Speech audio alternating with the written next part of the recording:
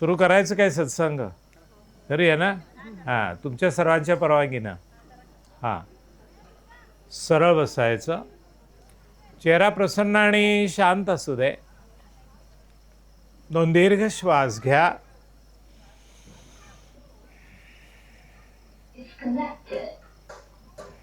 दीर्घ श्वास घेऊन 3 वेळेला ओमचा उच्चार.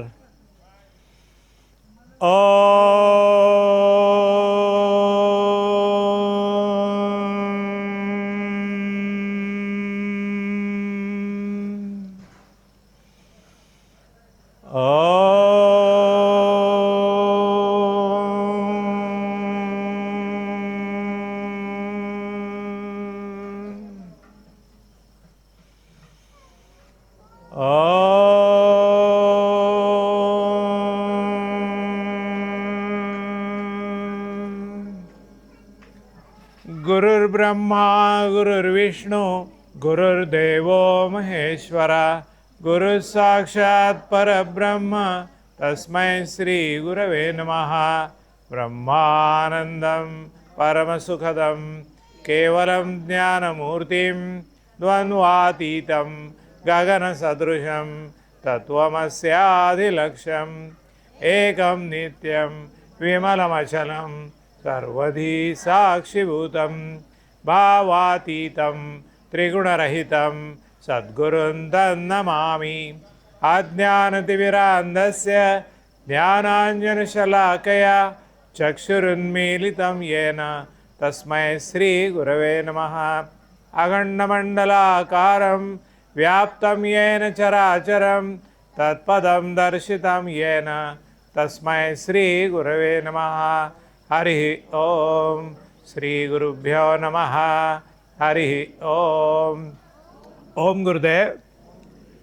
दरवेळी तुम्ही गुरुग्रही येत असताय आणि मी सांगेन तसं वागत असताय. आज मी तुमच्या घरी आलो आहे. आता तुम्ही म्हणाल तसं मी वागणार आहे. पण एकंदरीत पाहता या शिरोली हे आता माझं घर झालं आहे अशी परिस्थिती आहे. कारण गेल्या 2-4 वर्षामध्ये शिरोलीतल्या मला वाटते शेकडो लोकांनी आत्तापर्यंत आत्मदर्शन शिबिर पूर्ण केलेलं आहे. आणि हे आत्मदर्शन कशासाठी आहे तर आत्मस्वरूपाचं ज्ञान प्राप्त व्हावं यासाठी आहे. आणि ते एक ज्योत आपल्या हृदयामध्ये ही आत्मस्वरूपाची ज्योत जर प्रज्वलित झाली तर त्याच्याकडून या विश्वाचं कल्याण हे निश्चितपणे होणारच अशी खात्री आहे. कारण हे वैयक्तिक ज्ञान नसून या परंपरेतनं आलेलं ज्ञान आहे. आजचा जो विषय आहे त्याबद्दल मी बोलायला सुरुवात करेन. तत्पूर्वी या शिरोलीमध्ये अनेकांनी ज्या वेळेला शिबिर पूर्ण केलं तेव्हा इथला उत्साह मला पाहायला मिळाला. इथं जेव्हा आपण एकत्रित आलो होतो समोरच्या एका भागामध्ये त्यावेळी सगळ्यांनी मिळून जे स्वागत केलं होतं. नंतर आपल्या शिबिराला इकडचे सगळेजण आले भाऊबंध मंडळी आणि प्रेमानं आदरानं एकमेकाला त्याच्यासाठी प्रवृत्त केल्यामुळं सगळेच म्हणजे नुसते व्यक्तीलाच ते ज्ञान उपयोगी नव्हे तर आपल्या सर्व कुटुंबियांना हे ज्ञान मिळण्याची खूप आवश्यकता असते असं लक्षात आल्यानंतर अनेकांनी त्याच्यामध्ये सहभाग घ्यायला सुरुवात केली. आणि हे ज्ञान स्वतःच्या कल्याणाचं आहे. कारण स्वतःचं कल्याण करायला दुसरं कोणी येत नसते. उद्धरेत आत्मना आत्मानम. त्यामुळं ते ज्ञान प्राप्त करणं हे प्रत्येकाला आवश्यक आहे ही वस्तुस्थिती आहे. आणि आता या शिरोलीच्या भागामध्ये तुम्ही सगळ्यांनी मिळून हा सत्संग आयोजन करणार आहे. आमचं शिबिर झालं की आम्ही आता इकडे करणार आहे महिन्याभरामध्ये. मग नुकतंच आर के नगरचं एक सुंदर शिबिर पूर्ण झालं परवा दिवशी.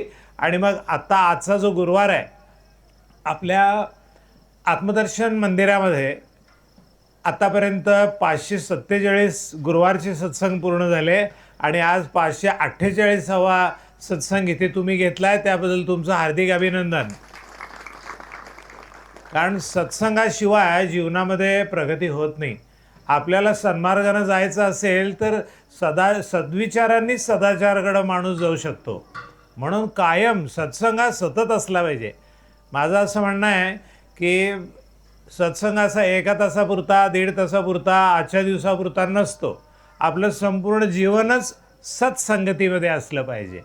मग आपण घरगृहस्थी करो, उद्योगधंदा करो, समाजकार्य करो, स्वतःची तपश्चर्या करो, या सगळ्यामध्ये चांगल्या विचारांचाच जर अंतर्भाव असेल तर सगळ्यांचंच कल्याण व्हायला पाहिजे. आणि मी जेव्हा असं म्हणतो की माझं कल्याण व्हायला पाहिजे, तर तू सगळ्यांच्या कल्याणासाठी जर स्वतःला वाहून घेतला असशील तरच तुझं कल्याण होतं आहे, हे लक्षात ठेवायचं. म्हणून कुटुंबामध्ये सर्वांचंच साठी म्हणून कर्तव्यकर्म आपली चोख करायला पाहिजे. उद्योगधंद्यामध्ये फक्त माझाच फायदा नव्हे, ज्या संपर्कात माझ्या येतात त्या सगळ्यांचा लाभ झाला पाहिजे. म्हणजेच काय, एकमेकांनी एकमेकावर बंधुभाव किंवा एकमेकाच्या कल्याणाचा विचार, सेवाभाव, समर्पण हाच त्याला एकमेव उपाय आहे. आणि हे कुठून शिकायला मिळतं? सत्संगामधून शिकायला मिळतं. सत्संगामध्ये साधू, संत, संन्यासी, विद्वान, अभ्यासक, सद्गुरू सगळ्यांची भेट होते आणि त्याची आवड असणारे सगळे एकत्र येतात. आणि त्या निमित्तानं विचारांची देवाणघेवाण जेव्हा होते त्यामध्ये निश्चित आपल्याला खात्री पडते की हे ज्ञानच योग्य आहे आपल्या जीवनामध्ये. आणि मग त्याप्रमाणे जर व्यक्ती जर आचरण करायला लागली तर परिपूर्णता जाणं शक्य होतं आहे. म्हणून हे प्रत्येक व्यक्तीबरोबर प्रत्येक कुटुंबामध्ये हे ज्ञान असण्याची आवश्यकता आहे. आणि ते तुम्ही शिरोलीकरांनी प्रत्यक्ष करून दाखवायला लागला आहे. आत्तापर्यंत खरं पाहिलं तर 279 शिबिरं झाली आत्मदर्शनची आणि गुरुवारचे सत्संग 548वा चालू आहे. म्हणजे हे ज्ञान जितकं अधिकाधिक लोकांच्यापर्यंत जाणेल तेवढं चांगलं आहे. आणि हे कोण एक व्यक्ती करू शकत नाही आणि आपण सगळ्यांनी मिळून ते करायचं असतंय. समजा तुम्ही आत्मदर्शन पूर्ण झाल्यावर आपण काय म्हणतो की आपल्या जेव्हा संकल्प आपण करतो सगळ्या विश्वामध्ये शांतता लाभू दे असा आपण संकल्प करतो. म्हणून वसुदैव कुटुंबकम, आज आपण या शिरोलीच्या कुटुंबात आलो आहे, पण असा आपला कुटुंबाचा विस्तार होत होत सगळ्या विश्वापर्यंत आपण जायला पाहिजे. पण त्याचा पाया कुठं आहे म्हटलं तर सत्संग आहे. मला सत्संगाचं महत्त्व सांगायचं होतं. सत्संगत्वे निस्संगत्वम, निस्संगत्वे निर्मोहत्वम, निर्मोहत्वे निश्चलतत्वम, निश्चलतत्वे जीवनमुक्ती. म्हणजेच काय आहे, या जगात राहायचं झालं तर स्वार्थाने राहता येणार नाही. सगळ्यांचे सर्वेपि सुखिनः सन्तु सर्वे सन्तु निरामया, सर्वांचं कल्याण व्हावं असं आपल्याला जेव्हा वाटतं ना तेव्हा आपलं कल्याण होत असतंय. सर्वे भद्राणि पश्यन्तु, सगळ्यांची दृष्टी मंगलमय, शुद्ध, पवित्र, आत्मभावाची असली पाहिजे. म्हणजेच प्रत्येकामधला परमेश्वर आम्हाला दिसला पाहिजे. कुटुंबाचा विचार आपण नंतर करूयाच, परंतु सत्संग हा अर्ध्या 1 तासाचा 2 तासाचा नसून आपलं संपूर्ण जीवन हे सत्संग व्हायला पाहिजे. हे विशेषत्वानं मला इथं नमूद करायचं आहे. आणि आपण सगळ्यांनी मिळून लहान मुलांच्यापासून सर्वापर्यंत सर्व वयोगटातली मंडळी एकत्र येण्यासाठी सत्संग अत्यंत उपयुक्त आहे. आणि आता इथे सुद्धा तुम्ही घरातले सगळे लहान मुलांच्यावर सुद्धा त्यांना एखादी गोष्ट कळू दे नाही तर नाही कळू दे, पण ते येऊन बसतात आणि त्यांचं निदान कानावरनं ते शब्द, ते वातावरण, त्यातलं पावित्र्य, त्यातली आदराची भूमिका हे सगळं पाहायला त्यांना पण मिळतं. आणि जी 7, 8, 9, 10 वर्षाची मुलं मुली आहेत यातले बरेच जण मुक्तांगणमध्ये पण आले होते असं आता मला सांगितलं. काही पुढे येऊन होय आम्ही मुक्तांगण केलं आहे म्हणाले. म्हणजे 7, 8, 9, 10 हेच वय असं आहे की त्यांना आईवडिलांनी संस्कार करण्याची आवश्यकता असते. आणि ते गुरुच्या माध्यमातून झाले. आईवडील तर गुरु आहेतच, मातृदेवो भव, पितृदेवो भव आणि मग आचार्य देवो भव. त्यामुळे पालकांची जबाबदारी आहे की आपली मुलं आणि मुली घरामध्ये जेव्हा 7 वर्षाचे होतात त्यावेळी त्यांनी गुरुकडे जाऊन या संपूर्ण जगताचं ज्ञान हळूहळू घ्यायला सुरुवात केली पाहिजे आणि ते शास्त्राला धरून असलं पाहिजे. असो तर या सत्संगाचं महत्त्व तुम्हाला थोडक्यात सांगितलं आणि तुम्ही तो आज घडवून आणला. पुन्हा एकदा तुमचं सर्वांचं हार्दिक अभिनंदन. आता आपण भारतीय संस्कृती आणि कुटुंब व्यवस्था असा जो विषय त्याच्याबद्दल एक एक मुद्दा बघायला सुरुवात करूया. अतिशय महत्त्वाचा मुद्दा आहे, कारण भारतीय एक एक शब्दाचा विचार करूया आपण. भा म्हणजे तेज, तेजस्विता, आणि रथ म्हणजे त्यामध्ये रमलेला. तो कशामुळे तो तेजस्वी होतो आणि सगळीकडे तो तेजस तत्वातूनच पाहायला लागतो. तुझ्यामध्ये जे तेज आहे तेच प्रत्येकामध्ये आहे, त्याला पाहायला मिळतं. केव्हा अंतरंग स्वच्छ, शुद्ध आणि निर्मळ असेल तर ते ज्ञानाचं तेज त्याला प्राप्त होत आहे. म्हणून भा म्हणजे तेज, रत म्हणजे रमणे. आपला जो भारत देश आहे हा विशेषत्वानं काश्मीरपासून कन्याकुमारी म्हणजे हिमालयापासून हिंद महासागरापर्यंतचा असा विशाल असा देश आहे ना. तर या देशाचं वैशिष्ट्य आहे ते आपण बघूया. आणि ते प्रत्येकाला लहान मुलापासून सगळ्यांना माहीत पाहिजे. त्यामुळं आपल्याला आपला स्वतःचा एक स्वाभिमान असतो, तो निर्माण व्हायला मदत होते. त्या निमित्तानं आपण त्या ज्ञानाला धरून एकत्र येऊ शकतो. आणि संस्कृती म्हणजे काय? जी सुसंस्कृतपणाचे जे विचार आहेत त्याप्रमाणे आचरण करणे. जे जे सत्याला धरून जे ज्ञान आहे त्या ज्ञानाची कास धरणं आणि सुसंस्कार संपन्न होणं आणि त्याप्रमाणे आचरण करणं, या गोष्टी अभिप्रेत आहेत. मग ह्या भारतीय संस्कृतीचं वैशिष्ट्य हे कुठून येतं? तर सगळ्यात महत्त्वाचं लक्षात ठेवायचं की गुरुपरंपरा हे भारतीय संस्कृतीचा सर्वश्रेष्ठ मुद्दा आहे. कारण अनादिकालपासून आपली भारतीय संस्कृती आहे ही अनादिकालची आहे, म्हणून त्याला सनातन हिंदू संस्कृती असं म्हटलेलं आहे. आणि ह्या संस्कृतीचा संस्थापक कोण नाही आहे. जेव्हा विश्व निर्माणच झालं नव्हतं तेव्हा कोणी व्यक्ती होती का? नव्हती. म्हणजे प्रगाढ शांत अवस्थेतून आणि मग ज्ञान, शांती आणि ज्ञान जेव्हा एकत्र येतात तेव्हा श्रेष्ठ दर्जाचं कार्य होत असते. आपण सुद्धा हा मुद्दा लक्षात ठेवूया. आपण घरातलं वातावरण जर शांत असेल तर सगळ्यांची प्रगती होते. उद्योगधंद्यामध्ये शांतता असेल तर तिथे सुद्धा निर्णय चांगले घेतले जातात. समाजामध्ये सुद्धा शांतता असेल तर विकासाची कामं चांगली होतात.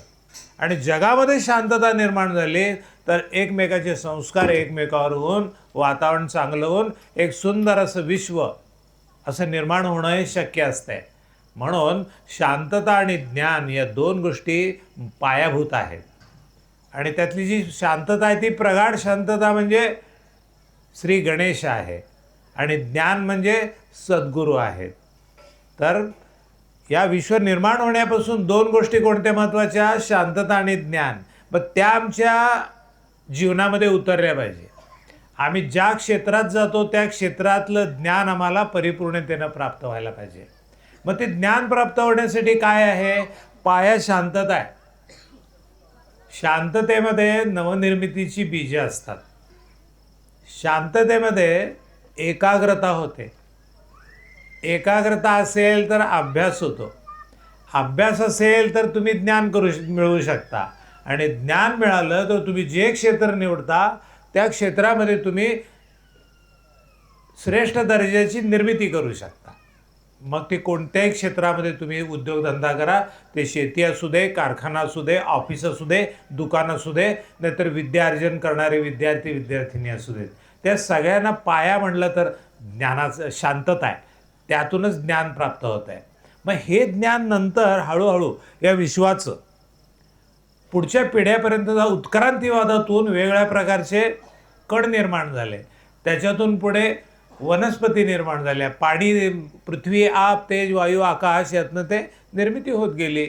आणि होता होता अनेक फळझाडं, फुलझाडं, विविध प्रकारची अनेक प्रकारचे किडामुंगी, कीटक, प्राणी मात्र आणि मग एक बुद्धी चांगली असणारा मनुष्य प्राणी निर्माण झाला त्या उत्क्रांतीतून.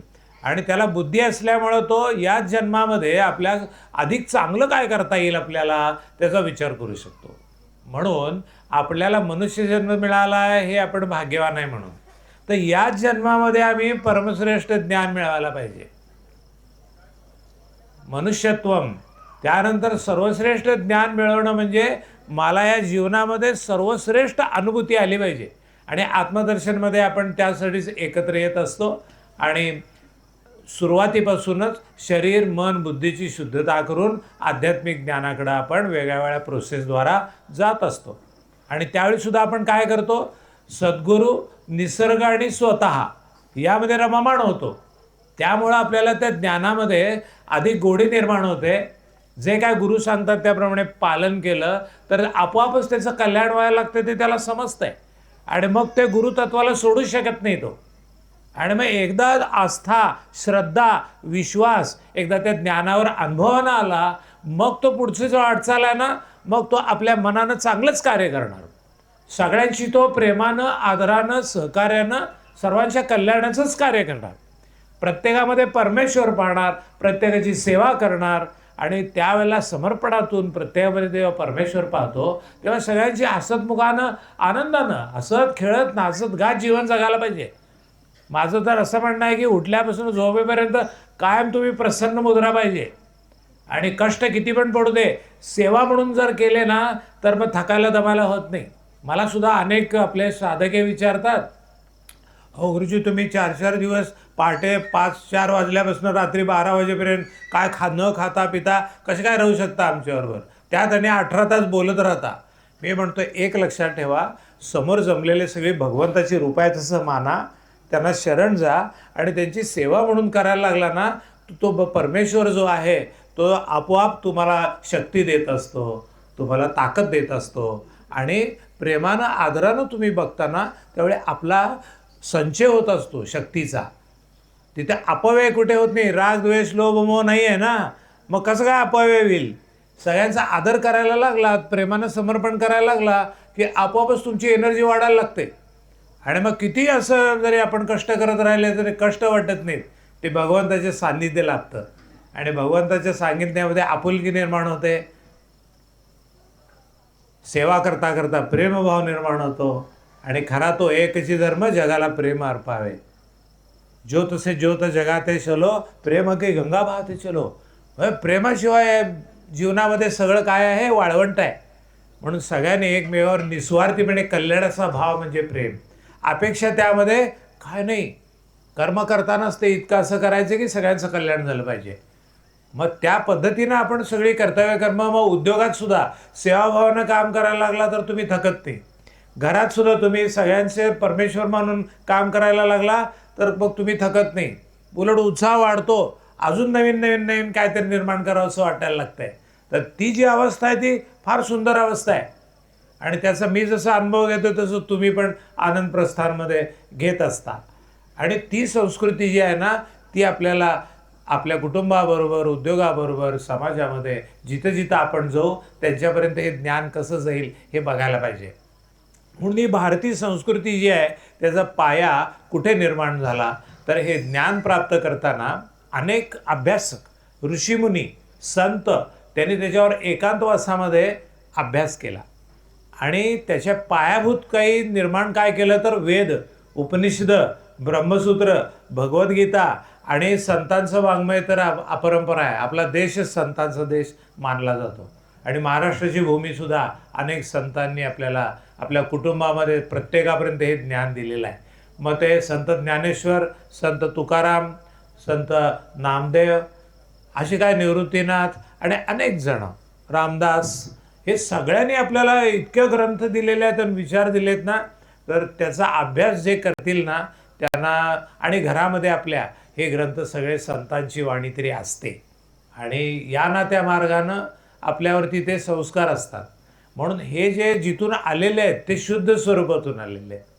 आणि ते वाचून आपल्याला जेव्हा समजतात, त्याच्यामध्ये सद्गुरूंच्या सान्निध्यात जाऊन जर वाचन केलं, समजून घेतलं, त्यातले बारकावे कळतात. आणि बारकावे असतात तेच आपल्याला जीवनामध्ये आत्मविश्वासानं पाऊल टाकल्या उपयोगी असतात. म्हणून आपण सगळ्यांनी घरामध्ये सुद्धा सत्संग झाला पाहिजे. आमच्या घरामध्ये पूर्वी आम्ही लहान जेव्हा होतो 5-7 वर्षाचे, तेव्हा आमचे आई वडील आणि आम्ही दोघं भाऊ एकत्र बसायचो झोपायच्या आधी 8-8:15ला. आणि वेगवेगळ्या प्रकारचे अभ्यास त्याच्यामध्ये, पाठांतर म्हणा किंवा वाचन म्हणा, नुसतं कानावरनं जरी गेलं तरी.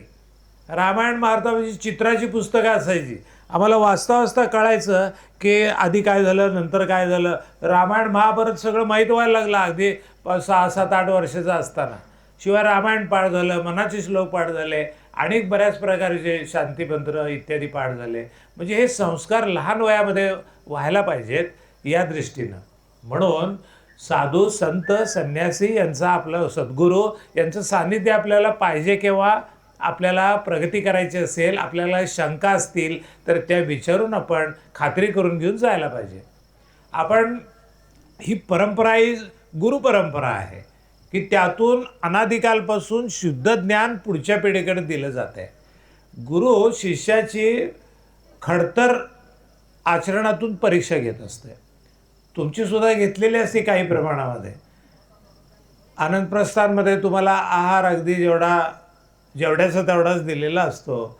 पहाटे 4:30-5ला उठवलेलं असतं. रात्री 12:30-1 वाजेपर्यंत तुम्हाला सतत काही ना काहीतरी तुमच्यावरती संस्कार केले जात असतात. त्यामध्ये आपण अनेक प्रकारचे योगासनं, प्राणायाम, मंत्रोच्चार, त्याचबरोबर निसर्गामध्ये खेळायला जातो, त्याच्यावर सान्निध्यात राहतो. अनेक खेळातनं आपल्याला शिकायला मिळतं. म्हणून आपल्याला खेळात जीवनाचं रूपांतर करण्यासाठी कल्पना दिलेली आहे की जे काय कराल ते 100% करा. सर्वांना आदरानं, समत्वानं, प्रेमानं सहभागी करून घ्या. आणि तिसरं म्हणजे सगळ्यांना प्रोत्साहन द्या. आणि ते मला या कुटुंब स्नेह मेळाव्याच्यासारखंच आज आपण जमलेलं आहे. तर कुटुंबामधलं वातावरण काय पाहिजे म्हटलं तर अगदी आजोबा पणजोबापासून आई वडील, भाऊ बहिणी, पती पत्नी, मुलं बाळं, नातवंड परतवंड, भाऊ बहिणी सगळे हे समान सगळ्यांचा आदर झाला पाहिजे. कोणाला कमी आदर दिला, कोणाला जादा आदर दिला असं नसतं. तो एक खेळ सुंदर जमलेला असतो की त्यामुळे प्रत्येकाला आपल्या समाविष्ट करून घ्यायला पाहिजे. सगळ्यांची सेवा करायला पाहिजे. सर्व नात्यातून परमेश्वरच आपल्यासमोर आलेला आहे असा भाव जर निश्चित ठेवला तर आपोआप आपल्या हातून जे कार्य घडतं ते सगळ्यांच्या कल्याणाचं आणि हसतमुखपणे आनंदानं घडतं. स्वार्थ आणि अहंकार आहे ना, तो पहिला सोडावा लागतो. कुठेही जगाच्या पाठीवर तुम्ही कुठेही गेला, 2 माणसं भेटली की तुम्हाला अहंकार आणि स्वार्थ बाजूला ठेवून निरंकारी आणि निस्वार्थीपणे एकमेकाबरोबर मित्रत्वानं, आदरानं आपलं कर्तव्य कर्म आहे ती एकमेकाची चांगली करावी लागतात. त्यासाठी हे ज्ञान अत्यंत आवश्यक असतं. म्हणून हे कुठून मिळतं तर संतांच्या वाणीतनं आपल्याला हे सोपं करून मिळतं. समजा वेद, उपनिषद, ब्रह्मसूत्र, भगवद्गीता संस्कृत भाषेत आहे, तर ते ज्यांनी अभ्यास केलेला आहे त्यांच्याकडनं हे ज्ञान जर आपल्याला मिळालं तर ते शुद्ध स्वरूपातून मिळते. आणि गुरुपरंपरेतनं जे गुरु शिष्याला आपल्यासारखंच करून टाकतो आणि मग तो सुद्धा समाजाला सगळ्यांना ज्ञान निस्वार्थीपणे देतो. आणि असे जे निस्वार्थीपणे ज्ञान देतात ना, त्यांच्या सान्निध्यात जर राहिलं तर आपल्याला सगळी तत्त्व कळतात आणि तत्त्व कळली तर आपल्याला आचरणामध्ये चांगली येतात. म्हणून आपण सुद्धा काय पाहतो की गुरु कोण आहे तर सद्गुरू जो आहे तो आत्मस्वरूपाचं ज्ञान देणार आहे की तू सच्चिद आनंद स्वरूप आहेस. जर तूच आनंद स्वरूप आहेस तर मग तुला बाहेरच्या जगामध्ये गेला तर तू कसं जायला पाहिजे? आनंदानंच जायला पाहिजे. म्हणजे मी आनंद स्वरूपच आहे हे आपला आत्मदर्शनचा पाया आहे आणि तोच सगळीकडे उपयुक्त येतोय. म्हणून आयुष्यात कुठेही किती कठीण प्रसंग येऊन दे त्याला आम्ही आनंदानंच सामोरं जायला पाहिजे. आमचं सामर्थ्य तपश्चर्यानं वाढवायला पाहिजे. आमचं शरीर धडधाकट पाहिजे, मन शांत पाहिजे, बुद्धी कुशाग्र पाहिजे आणि आम्ही सदैव आनंदी असायला पाहिजे. हे सगळं जे आहे ते ज्ञान ते गुरुच्या सान्निध्यातच मिळते, खात्रीनं मिळते. शंका कुठली असली तर लगेच विचारायचं, क्लिअर करायचं. आणि सद्गुरू कोण आहे की ज्याला हे ज्ञान त्याच्या गुरुकडून पूर्णत्वानं मिळालेलं आहे आणि तो श्रोत्रिय ब्रह्मनिष्ठ आहे. याचा अर्थ काय? त्यानं वेद, उपनिषद, भगवद्गीता याचा अभ्यास केलेला असला पाहिजे गुरुच्या सान्निध्यात आणि त्याप्रमाणे आचरण केलेलं गुरुनं बघितलेलं असायला पाहिजे. शंका आली तर त्यानं विचारावं, नाहीतर गुरुला त्याला योग्य मार्गाला आणण्यासाठी त्याला कानाला धरून किंवा हाताला धरून योग्य मार्गावरती न्यावं लागतं. जशी शिष्याची पातळी आहे तसं गुरु त्याप्रमाणे त्याला ज्ञान देत जातो. त्यामुळे शिष्यानं निश्चिंत राहावं. गुरुच्या सान्निध्यात एकदा गेला ना त्याला निवांत राहावं. फक्त गुरुला शरण जायचं श्रद्धापूर्ण अंतःकरणानं आणि जे काही सांगतील त्याप्रमाणे आचरण करायचं. आणि आत्मदर्शनमध्ये तुम्ही सगळ्यांनी तेच केलेलं आहे. 12 दिवस एकत्र राहिल्यानंतर सगळे पहाटे 6 वाजता येत असायचा. ते 9 वाजेपर्यंत झाल्यानंतर शेवटचे 3 दिवस आपण आनंद प्रस्थानला जात होतो. आणि जे काय मी बोलीन, जरी 100-125 लोक समोर असले तरी गुरु आणि मी दोघंच फक्त इथे आहे असा भाव जेव्हा असतो तेव्हा 100% एकाग्रता होते. गुरुच्या शब्दाला सोडून इकडे तिकडे लक्ष अजिबात नाही द्यायचं, एकाग्रता. आणि ते जर आत्मसात केलं, त्याप्रमाणे आचरण केलं तर त्या शिष्याला खूप चांगले अनुभव येतात. तो सगळ्या जगामध्ये त्याचे जे काही अडीअडचणी असतात त्या सगळ्या त्याचे निघून जातात, कारण त्यातले दुर्गुण सगळे जाळलेले असतात.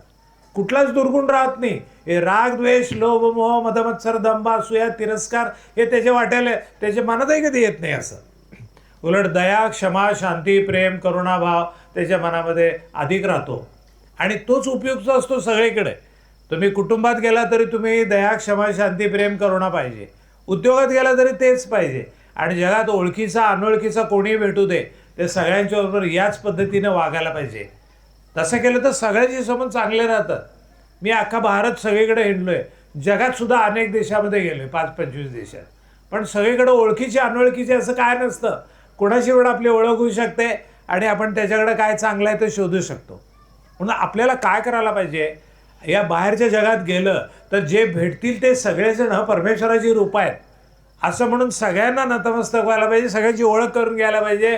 त्यांच्याकडे काय चांगलं आहे ते आपल्याला घ्यायला देता आलं पाहिजे, आपल्याकडे चांगलं आहे ते त्याला देता आलं पाहिजे. समजा जगामध्ये 800 कोटी लोक आहेत, सगळ्यांचे तुम्ही संपर्कात आला तर सगळ्यांच्यातलं चांगलं तुम्ही बघितलं, तुमच्यातलं चांगलं त्या सगळ्यांना दिलं तर आपल्याकडे किती ज्ञानाचं आणि कलेचं भांडार आपल्याकडे निर्माण होईल. म्हणून आपण हे मिळालेली 100 वर्ष आहेत ना, एक क्षणसुद्धा वाया नाही घालवायचा. जितकं आपल्याला चांगलं चांगलं मिळवता येईल ते मिळवायचं ज्ञान आणि ते आपल्या जीवनामध्ये उतरवायचं. आणि आपल्या हातून जे ज्ञान मिळतं त्यातून श्रेष्ठ दर्जाचं कार्य आपल्या हातून घडायला पाहिजे. योगा कर्मसु कौशलम. तुम्ही जे काम करता ते चांगलंच करायला पाहिजे. आणि ते केव्हा करता, जर तुम्ही ज्ञानी असाल, शक्तिशाली असाल आणि कृतिशील असाल. या 3 गोष्टीसुद्धा महत्त्वाच्या आहेत. एक तर ज्ञानी पाहिजे, त्याशिवाय तुम्हाला पुढचं काय करायचं ते कळणार नाही. शक्ती असेल तर तुम्ही दिवसरात्र मेहनत करू शकता आणि ती मेहनत करण्याची इच्छा पण मनामध्ये असायला पाहिजे. मी सुद्धा पहाटे 4:30-5ला उठल्यापासून रात्री 9:30 वाजेपर्यंत कंटिन्युअस आपल्याला ॲक्टिव्ह कसं राहता येईल ते बघतो. चांगले चांगले विचार, चांगले चांगले लोक, चांगले चांगले ग्रंथ कसे काय मिळतील. जे जे भेटेभूतम आणि जे भगवंत त्याच्याकडे काय चांगलं आहे ते घेत राहायचं. म्हणून गुणग्राहकता, त्याला निरक्षीर विवेक म्हणतात. जसं राजहंस पक्षी दुधामधलं पाणी वेगळं काढतो आणि दूध वेगळं काढण्याची पात्रता, याचा अर्थ काय एक प्रतीक म्हणून आहे की आपल्याला सुद्धा जीवनामध्ये चांगलं काय आणि वाईट काय हे शास्त्राला तत्वाला धरून आपण ते निवडायला पाहिजे. गुरु सानिध्यात जेवढं राहाल तेवढं ते नीट कळेल की जीवनामध्ये चांगलं काय आणि वाईट काय. अनेक साधक काही वैयक्तिक शंका विचारतात, गुरुजी अशी माझी वैयक्तिक अडचण आहे, मी यामध्ये काय करू. तर मी त्याला पहिले काय सांगतो, तू पहिले शांत राहा आणि जे काय चाललेलं आहे ते नीट समजून घे. आणि तो सुद्धा ब्रह्मच आहे. त्याच्याशी आपलं नातं जोडताना सामोपचारानं, चर्चेतनं, शास्त्राला धरून योग्य अयोग्य काय आहे यातूनच जे काय मुद्दा असेल तो सोडवायला पाहिजे. हे खूप महत्त्वाचं असतंय. आपला भारतवर्ष बघा, आपण कुणावर अन्याय करत नाही. एक सहिष्णू असा आपला देश आहे. आपण कुणावर अत्याचार करत नाही, वस्तुस्थिती आहे. म्हणूनच काय आपण दुसऱ्या देशावर आक्रमण करून त्यांच्या जमिनी घेत नाही. पण इथनं पुढच्या काळामध्ये आपल्याला थोडं सांभाळून राहावं लागेल, कारण जग आता जवळ आलेलं आहे. आणि आपल्याला समजा हिंदू संस्कृती आहे, ही सगळ्या विश्वाचं कल्याण करणारी आहे. तर विश्वाचं कल्याण करण्यासाठी आपण भारतीय सनातन हिंदूंनी थोडं खंबीर राहायला पाहिजे. म्हणजे ज्ञानाबरोबर शक्तीची उपासना सुद्धा करायला पाहिजे आणि कठीण प्रसंगाला तोंड देण्यासाठी सुद्धा सज्ज राहायला पाहिजे. म्हणून आपल्याकडं अहिंसा परमो धर्म असं आपण शिकलेलं आहे. आपल्या अष्टांग योगामध्ये सुद्धा जो यम आहेत, सगळ्या विश्वाचं कल्याण व्हावं, त्यामध्ये पहिलं काय म्हटलेलं आहे, अहिंसा, सत्य, अस्तेय, ब्रह्मचर्य आणि अपरिग्रह याचं पालन केलं तर समाज समृद्ध होतो. अहिंसा म्हणजे काय, शरीर मन आणि वाणीनं कोणाला हिंसा करायची नाही, उलट सगळ्यांच्या कल्याणाचं जे कार्य करता येईल तेच आपण करायला पाहिजे. म्हणून सगळ्यांचे प्रेमानं आदरानंच वागायला पाहिजे. म्हणून अहिंसा परमो धर्म हे वाक्य आम्हाला चांगलं घोटलेलं आहे. पण त्याच्या पुढचं वाक्य सांगतो, धर्मो हिंसा तथैवच.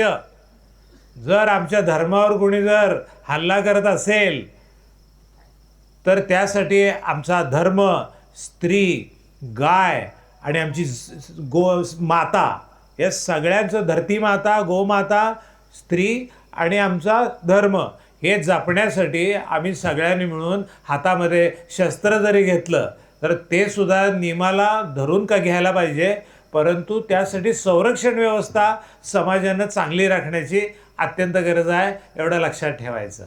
आता आपण बघतो की अनेक ठिकाणी समजा नागपूरमध्ये दंगल उसळली तर हिंदूंनी कधी हातात दगड नाही घेतला, परंतु आपल्याला वेळ जर पडली तर आपल्या भागामध्ये आपल्या गावामध्ये अशी व्यवस्था करायला पाहिजे की कुणाला आपल्या विरोधामध्ये हात उचलायचं बळ येता कामा नये, एवढे आम्ही सामर्थ्यशाली व्हायला पाहिजे, हे सुद्धा लक्षात ठेवलं पाहिजे. म्हणून आपण सुद्धा जागरूक व्हायला पाहिजे, लेचापेचा राहता कामा नये. हे सांगण्याची गरज काय आहे, तशी वेळ हळूहळू येत जाते आणि त्यावेळेला समाजसुद्धा खंबीर राहावा लागतो. कोणत्याही प्रकारच्या जिहादी मानसिकता असेल तिथल्या तिथं तोडल्या पाहिजेत, एक लक्षात ठेवायचं. आता हे वक्त कुणाच्याही जमिनीवर हात ठेवला की आमची जमीन म्हणतात, तसं कुणाच्या इकडं आले आपल्या गावाच्या परिसरामध्ये 5-25 किलोमीटरमध्ये तसं काय घडलं तर सगळ्या गावातले लोकांनी येऊन त्याला योग्य ते सामर्थ्यानं त्याला विरोध करायला पाहिजे आणि त्यांना कुणालाही तशा पद्धतीचं वागण्याची दुर्बुद्धी होऊ नये यासाठी आपलं आपण संरक्षण करायला पाहिजे, असं मला मुद्दामून सांगावंसं वाटतंय. मी आपल्या आत्मदर्शनमध्ये एवढं डिटेलमध्ये कधी कधी बोलतो, कधी नाही बोलत, पण तरी देखील एकत्र आपण समाजात जर एकत्र आलो तर चांगलं जसं आमच्याकडं आहे तसं त्याचं रक्षण करणेसुद्धा समाजाची जबाबदारी आहे, हे सुद्धा लक्षात घ्यायला पाहिजे. म्हणून आपल्याला आपली तपश्चर्या करता करता आपला उद्योगधंदा सांभाळता आपला कुटुंब आणि समाज या सगळ्यांचं रक्षण करण्याची अत्यंत आवश्यकता आहे. आता एक तर सद्गुरूच्या सान्निध्यात गेलं तर आपल्याला ज्ञान मिळतं, हे मी सांगितलं. आणखीन एक आहे, आता कुटुंब व्यवस्थेकडे वळूया. आपल्या भारतासारखी कुटुंब व्यवस्था जगाच्या पाठीवर कुठं नाही. मी सुद्धा अनेक देशामध्ये फिरलो आहे आणि तिथे आपल्याकडे जी एकसंधता आहे ना, एकमेकासाठीचं सांभाळून घेणं, एकमेकाला आई वडिलांच्यापासून मुलं बाळ नातवंड भाऊ बहिणी सगळे आपण प्रेमानं एकत्र राहतो आणि असा इतका जिव्हाळा आणि जीवाभावाचा वातावरण या नात्यातलं इतरत्र आपल्याला बघायला मिळत नाही. आणि हे सामर्थ्य आहे आपल्या कुटुंबियांचं, का तर यातनं चांगले संस्कार बनतात.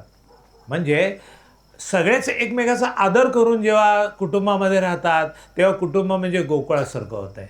त्याचं उदाहरण तुम्हाला बघायचं असेल तर आत्मदर्शनच्या शेवटच्या 3 दिवसामध्ये किंवा 4 दिवसामध्ये आपण आनंद प्रस्थानला जातो. आपण 50, 60, 70, 80, 90, 100 किती असतो, सगळेजण 3 दिवस कसे राहतो, गुण्यागोविंदानं राहतो, हसत खेळत नाचत गात हिंडत फिरत, म्हणजे एकमेकाच्याकडं काय चांगलं असेल त्याचा आढावा घेत आपण मजेत असतो, खेळत राहतो, अभ्यास पण करतो, तपश्चर्या पण करतो, एक क्षण वाया नाही घालवत. मग यातनं आपल्याला शिकावं लागतंय की असं आमच्या जीवनामध्ये आमचं जीवन म्हणजे आनंद प्रस्थान व्हायला पाहिजे. असं प्रत्येकानं परिपूर्णतेकडे जर बघितलं तर खरोखरच हे जीवन आणि समाज फार सुंदर व्हायला वेळ लागत नाही. एक तर कुटुंबातलं वातावरण गोकुळासारखं असायला पाहिजे. आणि मी या शिरोलीमधल्या चौगुले कुटुंबीय बघतोय ना की हे सगळं म्हणजे मला इथं आल्यावरती गोकुळात आल्यासारखं वाटतंय. सगळे हसतमुख आनंदी उत्साही, केवढं मनोभावे तुम्ही स्वागत करताय. हे उगीच कोण कोणाचं करत नाही, एक शब्दानं सुद्धा काहीतरी आपल्याला त्यातून काहीतरी नवीन नवीन शिकायला मिळालं, ते आपण आचरणात आणून बघितलं. पूर्वीचे हेवे दावे वादविवाद सगळं जाऊ दे तिकडं, नदीला अर्पण करून टाकूया आणि परत शुद्ध अंतःकरणानं. आणि मला खात्री आहे की हे ज्ञान भारतीय संस्कृतीचं आपल्या कुटुंबामध्ये कसं येऊ शकतं आहे दुसऱ्या एका मार्गानं. एक गुरुचं सान्निध्य सांगितलं.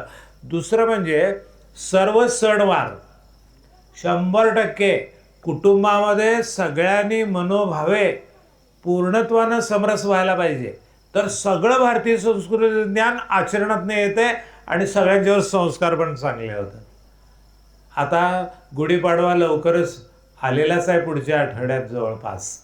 तिथून काय करूया, प्रत्येकानं या सणवारांची माहिती आपल्याला आपल्या आजीकडून आईकडून बहिणीकडून मोठ्या किंवा आणि कोणाकडून तरी सासूकडून नंदेकडून कुठून तरी आलेली असते. ते सगळं चांगलं काय आहे ना, त्याप्रमाणे घरामध्ये सगळे सणवार साजरे करूया.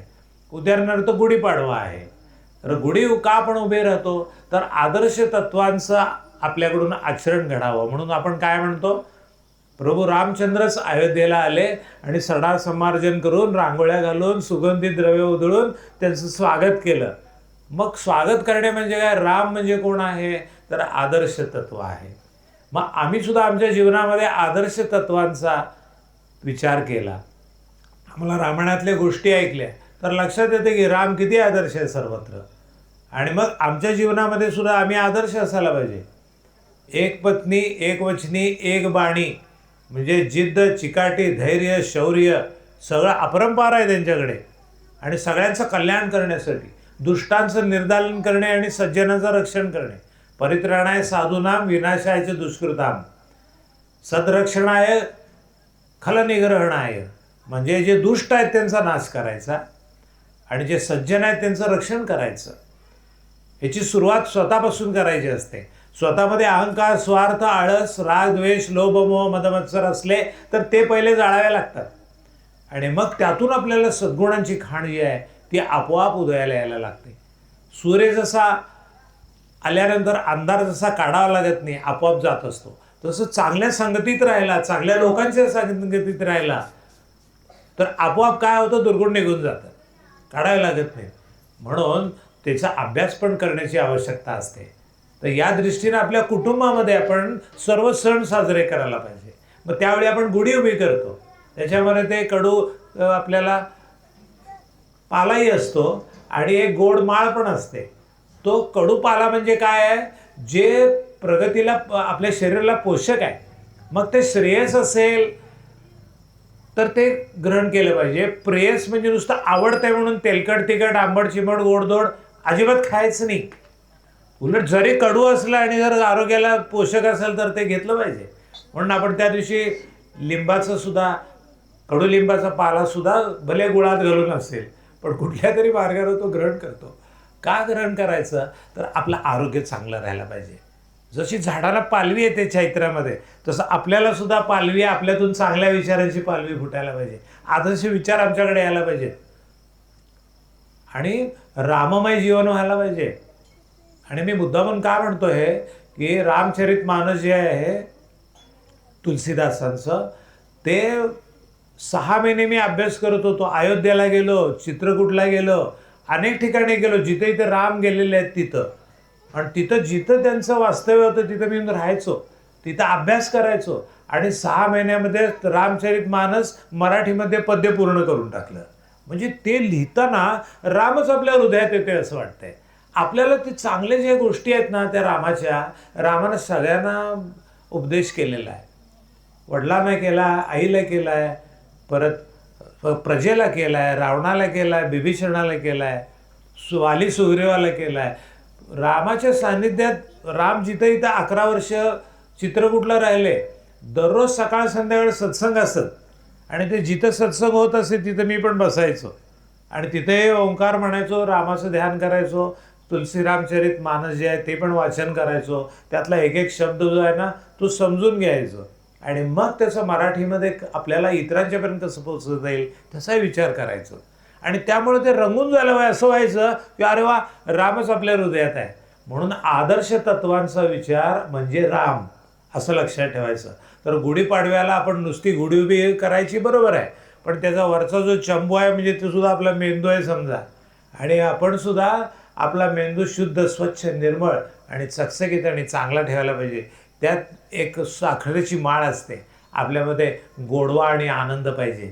तर ते सुद्धा आपल्या पाडव्याला आपण म्हणलं पाहिजे, आज वर्षाचा पहिला दिवस आहे ना, मी इथून पुढे आदर्श तत्वानेच आचरण करणार.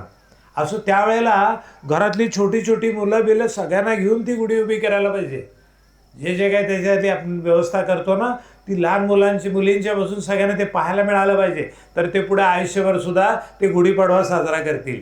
आणि त्याचा अर्थसुद्धा आपल्याला सणवारांची पुस्तकं विकत मिळतात आणि प्रत्येक सणाला त्याचं महत्त्व काय आहे, तो केव्हापासून सुरू झाला, त्याचं उद्दिष्ट काय आहे, त्याचे परिणाम काय होतात, हे सगळं, म्हणजे कुटुंबावर संस्कार कसे चांगले होतात, हे सगळं त्याच्यामध्ये असतंय. तसं जर आपण केलं, मी असं करतो, तुम्ही आणाच पुस्तक घरामध्ये ठेवा, तुमच्या देवघरामध्ये ठेवा. सण आला की आधी 2 दिवस वाचून काढायचं. आणि आपल्याला माहीत असतंय, आपल्या आईने, सासूबाईने किंवा आणि कुणीतरी घरातल्या मोठ्याने आपल्याला ते सांगतातच, पण त्याच्याबरोबर नवीन आणि त्याच्यात काय राहतंय का, अधिक परिपूर्णतेनं तो संस्कार आपल्यावर सगळ्यांच्यावर होतोय का, असं बघत राहायचं आणि सगळ्यांना समाविष्ट करून घ्यायचं. आणि यामुळं सगळे संस्कार जे असतात हे सणवाराचे त्या त्या ऋतुमानाप्रमाणे असतात. त्यामुळे त्या ऋतूचाही लाभ आपल्याला होऊ शकतो. म्हणजे आहार चांगला राहतो, मानसिकता चांगली राहते, त्या वातावरणाशी आपण समरस चांगले होऊ शकतो. व तो उन्हाळा असू दे, हिवाळा असू दे, पावसाळा असू दे, त्यानुसार सुद्धा आपल्याला त्याच्यामध्ये स्थिती चांगली राहील असं त्या सणामध्ये वातावरण आपोआप निर्माण होत असते. आणि कुटुंबातल्या सगळ्यांना बरोबर घेऊन करण्यामध्ये जी मजा आहे ना, आपण दिवाळी असो, दसरा असो, होळी असो, आणखीन कुठलेही सण, राखी पौर्णिमा असो, या सगळ्या गोष्टी आपण साजऱ्या करताना अत्यंत भावपूर्णतेने करतो. एकमेकांना पाहताना प्रेमानं आपल्या डोळ्यामध्ये अश्रू यायला पाहिजे, सगळ्यांचं कल्याण व्हायला पाहिजे. किती नात्यामध्ये सुद्धा गोडवा असतो, सगळ्यांना त्यात गोडवा असतो, पण आम्हाला तो बघता आला पाहिजे. त्यासाठी आमचं अंतरंग शुद्ध पाहिजे. म्हणून सगळ्या नात्यामध्ये परमेश्वर पाहून त्याचा आस्वाद आपल्याला जीवनात घेता आला ना, तर ते एक सुंदर जीवन आपल्याला कुटुंबात मिळते. आणि कुटुंबात ज्याला स्वास्थ्य मिळतं ना, त्याचा उद्योगधंद्यामध्ये सुद्धा एकाग्रता व्हायला मदत होते. म्हणून जेव्हा काही घरातले एक 4 पुरुष म्हणा किंवा स्त्रिया म्हणा कामाला बाहेर गेल्या, तर घरी आल्यावर त्यांना विश्रांती मिळायला लागते. घरातलं वातावरण पवित्र मंदिरासारखं असावं लागतंय. आणि मग त्यांना तिथं स्वास्थ्य मिळालं तर त्यांची एनर्जी त्या शांततेमध्ये वाढते. संस्कारामुळे प्रेमभाव पण निर्माण होतो, प्रेमाचं वैशिष्ट्य कळतं, त्याच्याबद्दलची आस्था निर्माण होते. मग त्याला बाहेरच्या जगामध्ये जाताना तो निश्चिंतपणे जाऊन कामामध्ये 100% झोकून देऊ शकतो. घरात वादविवाद जर असले तर मग त्याची एकाग्रता, स्थिरता राहत नाही. म्हणून कुटुंब हा पाया आहे, एवढं लक्षात ठेवायचं. आणि ते भारतामध्ये चांगल्या प्रकारे जपलं जाईल असं आपण बघायला पाहिजे, कारण हे सणवार त्याला मदत करतील. आणि त्यातून अधिक चांगले सण साजरे करता आले ना, तर त्यामुळं वातावरण फार सुंदर निर्माण होईल, कुटुंबात पण होईल आणि समाजामध्ये सुद्धा जे एकत्रित येऊन जे काही सण साजरे करायचे असतात ते सुद्धा आपल्याला करता येतात. यामध्ये मग दसरा असो, दिवाळी असो, होळी असो, आपण ते सुद्धा काय करतो, सोन्याची पानं आपट्याची सगळ्यांना वाटतो. सोने घ्या, सोन्यावर करावा. आणि आपल्यातला जो राक्षस आहे, आपले जे दुर्गुण आहे ते येऊ नयेत आपल्याकडे, यासाठी आपण ते मनानं जाळून टाकतो. आणि मग हृदय एकमेकाला मिळतात प्रेमानं, आदरानं. हा दसऱ्याचा सुंदर सण आपण सुद्धा साजरा केला आहे आपल्या आनंद प्रस्थानमध्ये. तर दिवाळी म्हणजे काय आहे, आनंदाचा सण आहे. मग आनंद काय आहे, तर तूच आनंद स्वरूप आहेस. मग तू सुद्धा सगळ्यांच्याबरोबर आनंदानं राहायला पाहिजे, समाधानानं, तृप्ततेनं सगळ्यांनीच एकमेकाबरोबर राहिलं. आपल्याला एकमेव बसून मिळवायचं काही नाही आहे, उलट आपल्याला एकमेकाला प्रेम आणि आदर द्यायचा आहे. तर ते देणं महत्त्वाचं आहे. म्हणजे देणाऱ्यानं देत जावं, घेणाऱ्याने घेत जावं आणि घेता घेता देण्याचे हात घ्यावे. म्हणजे आपल्याला आपण परिपूर्ण पाहिजे आणि आपल्याकडचं चांगलं सर्वांना देता आलं पाहिजे. आणि ते प्रेमानं आणि आदरानं देता आलं पाहिजे. व्यवहाराचा भाग त्यात असू नये. जो देत जातो त्याला मिळत जातं असं शास्त्र आहे. म्हणून मी देत गेलो तर माझ्याकडे काय राहणार, तसं चिंता करण्याचं कारण नाही. तुम्ही तुमच्याकडचं ज्ञान दिलं तर काय कमी होतं काय? तुम्ही जर ज्ञान आणि शक्ती वापर करून जर सुंदर काही निर्माण केलं सगळ्यांच्या कल्याणाचं, तर ज्यांचं कल्याण करतात ते पण येऊन आपोआपच तुमच्याबरोबर राहतात. त्यांना आवडतं तुमच्याबरोबर राहायला, त्यांच्याकडचं चांगलं आहे ते पण तुम्हाला द्यायला लागतात. ही देवाणघेवाण होती, ही न मागता होत असते. तर ते एक सुंदर जीवन. या पद्धतीनं आपण आपल्या संस्कारामध्ये जेव्हा सणवारांचे जेव्हा साजरे करतो, आणि दिवाळीसुद्धा केवढा सुंदर सण आहे हा. वसुबारसपासून किंवा गुरुद्वादशीपासून सुरुवात होणारा त्रयोदशी, चतुर्दशी, पाडवा, भाऊबीज, काय सुंदर सुंदर आपल्याकडे सण आहे. आता लगेच येणारे म्हणलं तर आता रामनवमी येईल, पाडव्यानंतर हनुमान जयंती येईल. एकापेक्षा एक सण आहेत. आदर्श तत्व, बलशाली राहणं, हे सगळं आपल्याला आता या उन्हाळ्यामध्ये सुद्धा जी चैत्राची पालवी येते त्याच्याबरोबर तुम्हालाही पालवी फुटली पाहिजे. या काळामध्ये आहार पूर्ण सात्विक घ्यायला पाहिजे. आत्ता या उन्हाळ्यामध्ये आता महिना चालू झाला आहे, आता मार्च चालू आहे. मार्च एप्रिल मे हे 3 महिने आहार एकदम 100% सात्विक, आपली तपश्चर्या साधना नीट करून मग त्याप्रमाणे सगळे सण चांगले साजरे करत करत मग आपल्याला या उन्हाळा कधी निघून गेला पत्ता लागायचा नाही. त्यात आणि या उन्हाळ्यामध्ये आता आपल्याला सात्विक आहाराबद्दल मी बोलतोय म्हणून म्हणतोय की आता फळं भरपूर आहेत. करवंद, जांभळं, फणस, आंबा आणि इतर पपया, अमुक तमुक, डाळिंब, हे ते सगळं, संत्री, मोसंबी, हे सगळं भरपूर लयलूट आहे आपल्याकडं. सगळे ड्रायफ्रुट्स आहेत आपल्याकडं, काजू, बदाम, मनुके, बेदाणे, अमुक तमुक, अंजीर, सत्या, अक्रोड, ते सगळं नियोजन करून आपल्याला या उन्हाळ्यामध्ये पचन जरा कमी असते शक्ती, म्हणून सात्विकच घ्यायला पाहिजे तुम्ही. तेलकट, तिखट, आंबट, चिंबट, हे ते सगळं सगळं वरचे गोडधोड, बेकरी पावडर, मेवा, मिठाई कंप्लीट बंद करायला पाहिजे. हे खूप महत्त्वाचं आहे. तुम्ही सगळे घरातले एकत्र जमला आहेत, महिलाही बरेच आहेत, यांना अजिबात तेलकट तिखट देऊ नका. बेकरी प्रॉडक्ट तर बॅनच करा, कारण हे कोटा खराब करून टाकणार आहे. आणि हे घरातनं व्हावं लागतंय, कारण घरातनं निरोगी असला माणूस तर कामावर चांगलं काम करणार ना. व्याधी झाल्या तर काय काम करणार आहे. म्हणून ते सगळं जपणं या उन्हाळ्यामध्ये आवश्यक आहे. पावसाळ्यात सुद्धा मंद असते पचन, त्यावेळी सुद्धा सात्विकता राखली पाहिजे. म्हणून आपल्याकडे चातुर्मास राखायची पद्धत आहे ना, ते कशामुळे आहे? त्यामुळंच आहे.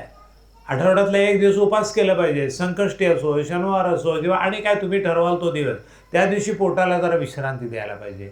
म्हणजे मग त्याला विश्रांती मिळाली तर पुन्हा त्याचं शुद्धता आणि परत त्याचं शोषून घेण्याची क्षमता असते, ती वाढायला मदत होते. आणि हे सगळं सणवारात आहे, फक्त आपण ते नीट बघायला पाहिजे. म्हणून मी तुम्हाला पुस्तकाकडून अभ्यास का करा म्हटलं, तर त्यामध्ये जे बारकावे आहेत ते तंतोतंत आमच्या आचरणामध्ये, घरामध्ये उतरले पाहिजे. आता मी आलो आहे ते तुमच्या सगळ्यांच्या घरी आलेलं आहे, शिरोलीच्या तुमच्या घरी बोलवल्यानंतर मी तेवढ्यासाठीच आलो आहे की तुम्ही ज्या वातावरणात राहता ते निसर्गात राहताय. खरं म्हणजे हे सगळं अमृत आहे तुमच्या. आपण आनंद प्रस्थानला जातो, डोंगरदऱ्या खोऱ्यात राहतो, तिथं राहिल्यानंतर आपल्याला काय औषधाची गरज वाटत नाही. आपण तसंच तुमचं हे वातावरण. मी तेच बघत होतो, शिरोलीतले एवढे माणसं उत्साही का, निसर्गात राहत आहेत काय. मला आश्रम वाटतोय तुमचा. मी कुठं आलो आहे म्हटलं तर आश्रमात राहायला आलो आहे. बघा झाडं, बघा एवढी. तुमच्या गावात आहेत का अशी झाडं? नाही आहे. तर इथं सगळं शुद्ध आहे. 2 विहिरी आहेत. जरा दिवसा उजेडात आलो तर जरा उड्या मारूया सगळे म्हणून. तुम्ही सगळेजण घरात कुठं आंघोळ करता? ते बादलीमध्ये मारा उड्या ते विहिरीमध्ये. मलाही पोहायला आवडते, भरपूर पोहले मी बरोबर, आणि स्टॅमिना पण चांगला राहिला आहे त्यामुळं. म्हणजे एनिवे, चांगल्या चांगल्या गोष्टी आहेत त्या आपल्या बाजूला असतात. आपण त्याचा आस्वाद घ्यायला पाहिजे, निवडक बुद्धी पाहिजे आणि शोधक वृत्ती पाहिजे. हे चांगलं काय आहे ते बघायला पाहिजे. आपण असं करूया, हे सणवाराचा मी मुद्दा काढला, बाकी मी तुम्हाला आत्मदर्शनमध्ये भरपूर सांगितलं आहे. पण सणवाराच्या बाबतीत आपण काय करूया, एक 4 दिवस आधी सणाचं शास्त्रीय महत्त्व हे आपण सगळ्यांना पाठवण्याची व्यवस्था करूया. मी एकटा करेन असं काय नाही. समजा इथे धर्मादी बसले, तिकडे आमचे पाडळीची गृहमंडळी आहेत, अभ्यासू आहेत, शिक्षक आहेत, ते सुद्धा याच्यामध्ये हातभार लावू शकतात. त्यामुळं प्रत्येकानं आपापल्या परीनं त्याच्यामध्ये काही जर वाढ करता आली, सगळ्यांच्यापर्यंत पोचवता आलं तर ते खूप चांगलं आहे. म्हणजे आपोआप काय होईल, समाजातल्या सगळ्यांनाच एक दृष्टी प्राप्त होण्यासाठी प्रत्येकाला माझ्याकडून काय सर्वांना देता येईल असं प्रत्येकानं बघावं, आणि त्याप्रमाणे त्यासाठी थोडा वेळ बाजूला काढून ठेवून सगळ्यांसाठी वेळ द्यावा. ही तत्वाला धरून आणि आचरण केलं ना तर किती सुंदर जीवन मिळतं. हे आपण सगळे मिळून काहीतरी निर्णय घेऊया. त्याप्रमाणे जसं आपण निसर्ग सहलीला जातो, शांती पर्व असतं त्यालाही जातो, यातून नवीन नवीन गोष्टी आपल्याला शिकायला मिळतातच. म्हणून समाजामध्ये एकत्र यायचं तर पहिलं कुटुंब चांगलं पाहिजे, असा माझा ठाम निर्णय आहे. आणि सगळ्यांनी एकमेकाचा आदर भरभरून ठेवूया कुटुंबामध्ये, म्हणजे आपोआप सर्व उद्योगात पण प्रगती होईल, घरातही गोकुळ निर्माण होईल, आणि सगळ्या सणवारांचा उपयोग करून आपल्याला कुटुंबाची व्यवस्था गोकुळासारखी निर्माण करता येईल. प्रत्येकामध्ये परमेश्वर आहे, तो भाव ठेवला ना तर नतमस्तक होणं खूप सोपं आहे. आणि शांततेमध्येच आपल्याला सगळ्यांची जी गुणग्राहकता आहे ना ती अधिक वृद्धिंगत होत जाते आणि प्रगती होत जाते. आता वेगळ्या प्रकारे आपल्याला जगामध्ये सगळीकडे जाण्याची इलेक्ट्रॉनिक्सची माध्यमं उपलब्ध आहेत, तर त्याचा उपयोग फक्त चांगल्यासाठी करूया. आणि त्याच्यामध्ये समजा मोबाईल आहे तर कुटुंबामध्ये नियम करा आजपासून की बाबा जेवताना कोणी मोबाईल बघायचं नाही, रात्री झोपण्यापूर्वी 1 तास कोणी मोबाईल बघायचं नाही आणि तो आपल्या खोलीत ठेवायचा नाही, लांबच्या खोलीत नेऊन ठेवायचा. म्हणजे रात्री समजा 9:30ला झोपलं तर पहाटे 4:30पर्यंत तो तुमच्या 50 फुटावर पाहिजे मोबाईल, जवळ जरा पण नाही ठेवायचा. आणि मग उठल्यानंतर आपली तपश्चर्या साधना वेदना झाली, मग जगाशी संबंध येईल तेव्हा बघायचं. अगदी गरजेचं असेल तर बघितलं पाहिजे, पण अन्यथा त्यांचा वापर करू नये. विशेषतः महिलांना मी नेहमीच सांगतोय की ते टी व्हीमधल्या सिरियल तेवढं पहिलं बघायचं बंद करा. हां, त्यामुळं घरामध्ये ते रडकं चिडकीन वाकडे तिकडे वागणे बोलणी आहेत ना, ते वातावरण नको. घरातलं वातावरण पवित्र शुद्ध आणि मंगलमय पाहिजे. हां, त्यामध्ये संस्कार असं जिथे असते ना, त्या सिरियल अवश्य बघायला पाहिजे. बघू नये असं नसतं, जे चांगलं आहे ते बघावं असं असतं. आणि आपली भारतीय संस्कृती एवढी छान आहे तर त्यातले संस्कार देणारे सिरियल आहेत ना, अगत्याने बघायला पाहिजे. कारण त्यातून आपल्याला विविध व्यक्तिमत्व चांगली बघायला मिळतात, चांगले विचार बघायला मिळतात, त्याचे परिणाम बघायला मिळतात. त्यामुळे ते आबालवृद्धापासून सगळ्यांना उपयुक्त काय ते बघायला पाहिजे. म्हणून त्यासाठी आपलं घरातलं वातावरण चांगलं राखणं हे खूप महत्त्वाचं आहे. आपण भारतीय संस्कृती आणि कुटुंब व्यवस्था यातले काही मुद्दे मी घेतले. सगळेच मुद्दे काय आता एका ह्याच्यामध्ये घेता येतात असं नाही, पण हा विषय एक्सपांड करून त्याचे पॉईंट वाईज आपण काय करूया, आपल्या दररोजच्या सत्संगामध्ये पाठवण्याची व्यवस्था करूया. हां, मी दररोज जे काय एक एक विचार लिहून पाठवत असतोय. काल रंगपंचमीवरती लिहून पाठवले बघा सगळ्यांना, थोडक्यात पाठवले. कोण वाचतील तुमची 10 पानं?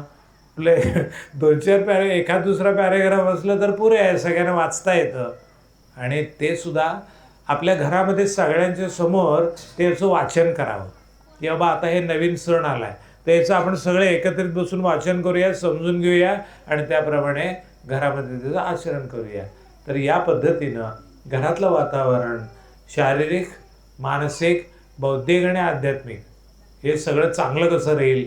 आणि हे विशेषतः मी पुरुषांना सांगतो की भारतीय संस्कृतीचं रक्षण कुणी केलं असेल तर स्त्रीवर्गाने केलं आहे. वाजवा टाळ्या.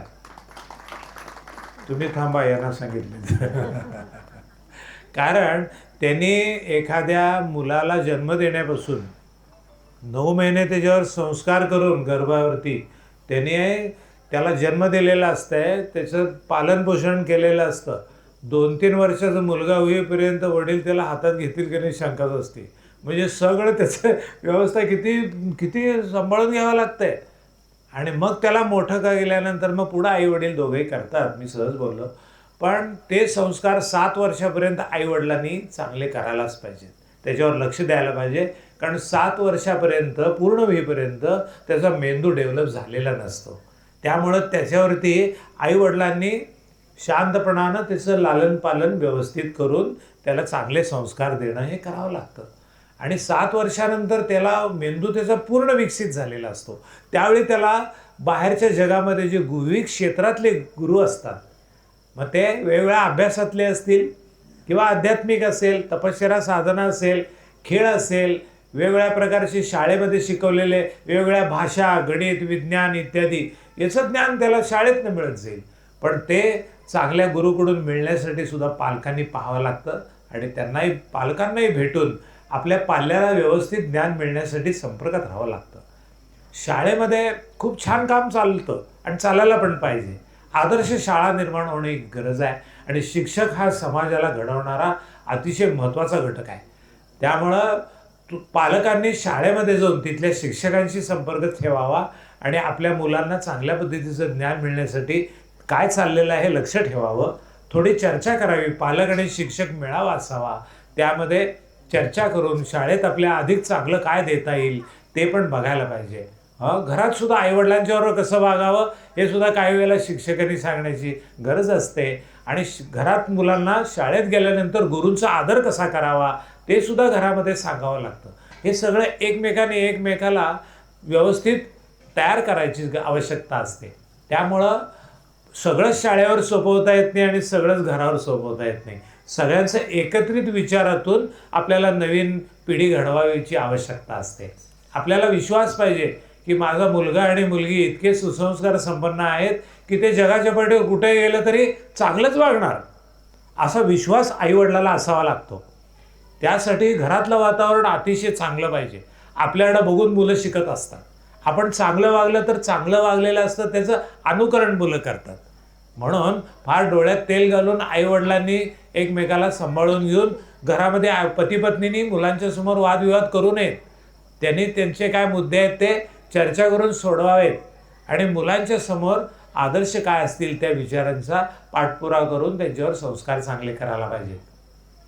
वेगवेगळे चांगले विचार मुलांना जर दिलं गेलं, त्यांना चांगल्या कथांची पुस्तकं आणून दिली वेगळे वेगळी, तर त्यात सुद्धा ते रममाण होतात. त्यातले विचार त्यांना कळायला लागतात, वाचनाची गोडी लागते, चांगले विचार गोळा करण्याची जिज्ञासा त्यांची जागृत होते. म्हणून आपल्या घरामध्ये त्या वयातल्या वेगळ्या जी काही लहानपणी पुस्तकं आहेत ती त्यांना दिली पाहिजे. घरात छोटी लायब्ररी पाहिजे आणि त्याला आवड कशी निर्माण होईल ते बघायला पाहिजे. मोबाईलच्या मागं लागण्यापेक्षा हे विचारासाठी इकडनं त्यानं ज्ञान घेतलं, त्याची गोडी लागली, ग्रंथ वाचनाची लागली, तर ते सुद्धा अत्यंत उपयुक्त आहे. या पद्धतीनं लहान मुलांच्यापासून सगळ्यांच्यावर संस्कार पाहिजे. घरामध्ये पती पत्नी हे दोघं जण हे घर चालवणारी ही घराची चाकं असतात, तर ती दोन्ही स्ट्रॉंग पाहिजेत. तर प्रत्येकानं आपापल्यावरती झालेले संस्कार, आपलं आरोग्य हे फार महत्त्वाचं आहे. पती पत्नीचं आरोग्य चांगलं पाहिजे आणि संस्कार चांगले पाहिजे आणि देण्याची वृत्ती त्यांच्यात झाली पाहिजे, हा त्यातला महत्त्वाचा मुद्दा आहे. आईवडिलांची सेवा करणं हे भारतीय संस्कृती. आपल्याला जन्म दिला, वाढवलं, मोठं केलं, संस्कार दिले, तर त्यांना त्यांच्या पुढच्या वयामध्ये सुद्धा, वृद्धावस्थेमध्ये सुद्धा अत्यंत प्रेमानं आदरानं त्यांचं सांगोपन जिथं केलं जातं ना, ते घर चांगलं म्हटलं जातं. म्हणून ज्या घरामध्ये आईवडिलांची सेवा घडते त्या घराचं कल्याण होतं, कारण त्यांचे आशीर्वाद आपल्याला लाभतात. असतातच ते, पण त्यांची सेवा. मी सुद्धा आमच्या घरामध्ये आईला 10 वेळा पाया पडायचो दिवसात. म्हणतो, अरे संजीव एवढ्या वेळा कशाला पाया पडतो? नाही तुला नमस्कार की मला एनर्जी येते, तुझे आशीर्वाद असतात ते मला कळतं. आणि मग बाहेर हिंडून फिरून धाडसानं, धैर्यानं, काय आपल्या पाठीशी आई वडिलांचे चांगले संस्कार आहेत, चला करूया भरपूर कार्य म्हणून दिवस रात्र मेहनत करायचे, कष्ट करायचे, उद्योगातही करायचे, आपलं आरोग्य सांभाळायचं आणि शिवाय सामाजिक कार्यात पण भरपूर लक्ष घालायचं. आणि चांगलं काय करून आलं की दररोज आईला सांगायचं, आई मी हे आज असं केलं, अरे वा छान संजीव तू चांगलं करतोस बरं काय, लगेच त्यांच्याकडनं येतं. आणि ते आशीर्वाद फार महत्त्वाचे असतात. म्हणून आणि वडिलांना सुद्धा, वडिलांचा आदर करणं. आमच्याकडे तर मोठा भाऊ, आई, वडील, आई आणि कोण आपल्यापेक्षा मोठ्या सगळ्यांचा प्रत्येक शब्द म्हणजे पालन केलंच पाहिजे. तर आपल्या घरातल्या मुलांना सुद्धा आई वडील मोठ्यांचा आदर करण्याचा एक प्रघात कसा निर्माण करायचा. आपण जर आपल्या मोठ्यांचा आदर करायला लागलो तर मुलं पण आपला आदर करायला लागतात. हे सगळं समजून घेणं खूप महत्त्वाचं असतं. मी असं बोलत बसलो तर आणि 3-4 तास बोलत बसेन. तेव्हा आता आपल्याला वेळेपरत्वे थोडं इथपर्यंत आपण थांबूया. पण मी तुम्हाला एक खात्री सांगतो की हा विषय थोडा सविस्तरपणे आपण तर त्याच्यावरती विश्लेषण करून ते प्रत्येकापर्यंत पोचूया. आणि मी एकटाच नव्हे, ज्यांना या विषयावरती लिहिण्याची जर इच्छा असेल त्यांनी मुद्देसूद हे लिहून सर्वांच्यापर्यंत पोचवावं. आणि कुटुंब व्यवस्थेबरोबर सणवार साजरे करणे या दोन्ही गोष्टीबद्दल आपण जरा अधिक जागरूक होऊया.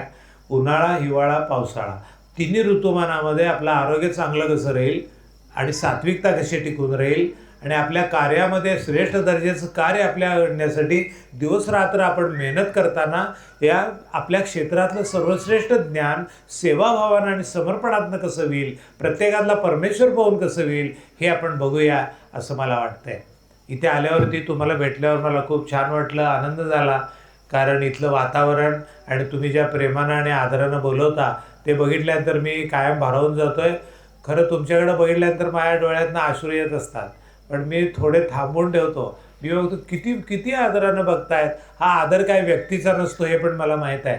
हा आदर असतो ते जे महान ज्ञान आपल्याला जे ऋषीमुनींनी दिलेलं आहे ते आपल्या गुरुपरंपरेतनं पुढच्या परंपरेमध्ये गेलेलं असतंय.